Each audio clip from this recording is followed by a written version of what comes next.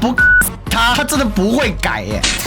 投降。NCC 下班前投降输一半。大家当做玩笑话，我们被检讨收费，然后没有缴费的，没关系，关你先入关。抱歉啊，我 NCC 得罪之错，各位立委、诸公啊，各位媒体、各位老百姓啊，拍谁，不要再生气啊！小弟退下。你那些小青鸟是去哪里啊？人家已经缴钱了，你怎么办？你要不要退费啊？台湾人是贱民是不是？要缴750元审查费给 NCC。NCC 说，正规进口商代理商受影响啊。政策主要针对水货进行管理。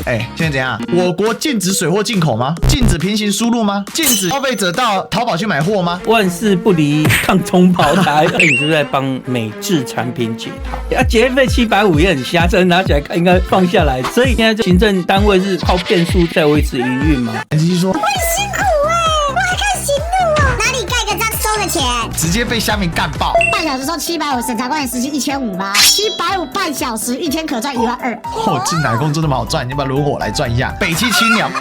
自用也要750，临柜办理查验一次就要6万，全是假消息。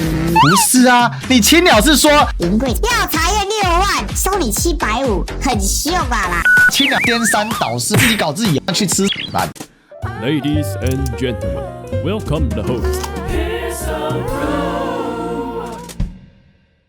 NCC 750之乱新闻新稿还在那边嚣张，私人进口射频设备要缴750元审查费给 NCC。NCC 说，正规进口商代理商不受影响啊，民众出国携带5部以下也免费哦。跟规范海外邮寄3部以下收审查费，新规定无论几部都要收审查费。政策主要针对水货进行管理，反映行政成本，也保障消费者权益。讲得很棒啊，然后侧翼还在那边。怎么可以针对水货护航？这就错了，水货就是有问题。现在怎样？台湾人是贱民是不是？我国禁止水货进口吗？禁止平行输入吗？禁止消费者到淘宝去买货吗？他禁止的哪是水货啊？还是一样啦，万事不离抗中保台。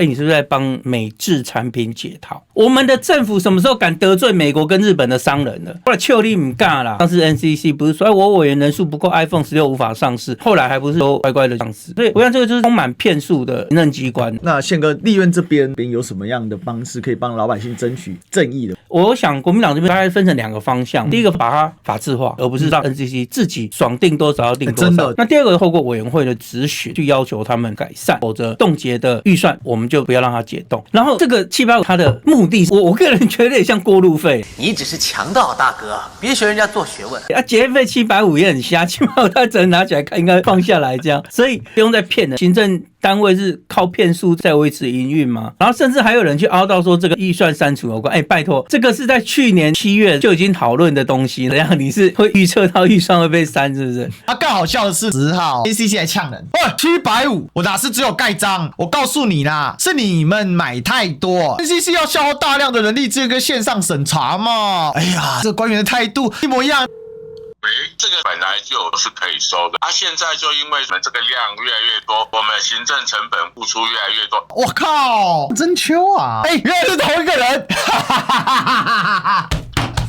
我很辛苦我还看行路啊，哪里盖个章收个钱，直接被虾米干爆。滑鼠点几下就要收钱，笑死！话都你在讲，有提出什么证明要检验吗？半小时收750，审查官员时薪1500吗？一个滑鼠要审半小时，他这种垃圾话也讲得出来。WiFi BT 这国际标准世界通用，还要上缴却结书，一群猴子执政，扯谎也没技术性，越来越可笑。垃圾单位还硬凹，管好新闻舆论就好了，是收钱才盖章，我缴税不是给这个单位敛财用的呢，退啦！不给钱要多赚一笔，750半小时，一天可赚12000。这奶工真的蛮好赚，你要不要轮我来赚一下？就在这个时候，青鸟继续来护航。这3天风向写得太严重，我实在看不下去，要帮忙辟谣。如果是海外邮寄3部以上的台湾入境，则需 NCC 临柜办理。这个临柜查验一直有收750规费，而网传自用也要750，临柜办理查验一次就要6万，全是假消息。不是啊，你青鸟是说临柜要查验6万。收你750，很秀吧啦！你是搞对还搞错啊？那青鸟还自己搞自己哦，颠三倒四嘛，去吃屎吧你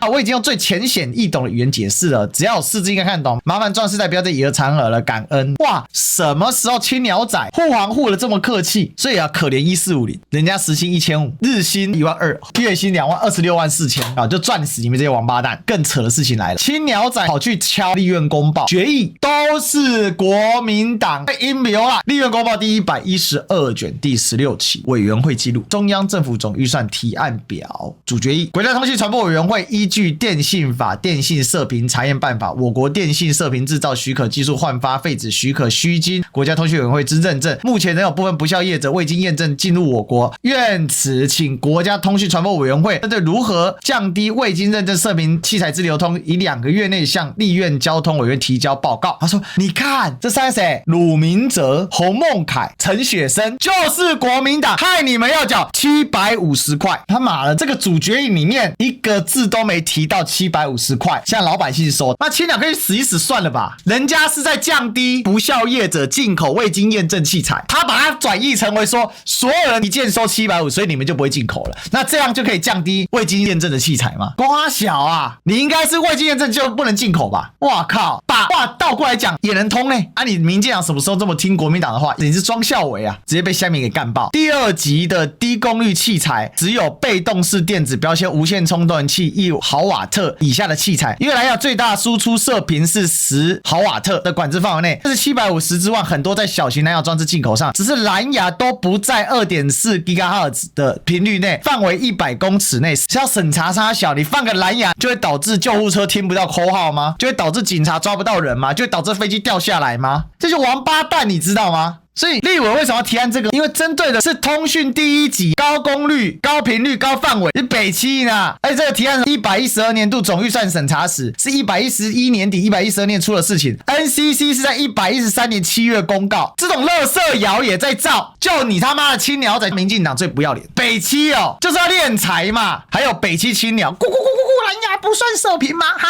我知道紫珠瓦会射在嘴巴里啊，干，蓝牙是蓝牙技术国际标准联盟，全世界都一样啊，是要审什么？你的频率不对，你蓝牙也收不到了，北七哦，操你妈的，台湾姑姑真是一群智障，气死人哦！就去白痴，在傍晚的时候 ，NCC 下班前，他说：“哎呀，投降输一半 ，NCC 被骂到炸，哎呀。”因需要调整，即日起依法申报此类射频器材，将先通知申请输入者有审查费用代缴，本会则进行审查，亦因收费数额确定后再开立缴费单。简言之，没有缴钱也可以进口哦。瓜小，我跟你讲，他们就是会怕。抱歉哦，哎呀，大家当做玩笑话。哎呀，我们会检讨收费，然后没有缴费的没关系，你可以先用。我们未来会来检讨费的问题。要缴费，你今天先入关，你先入，没事。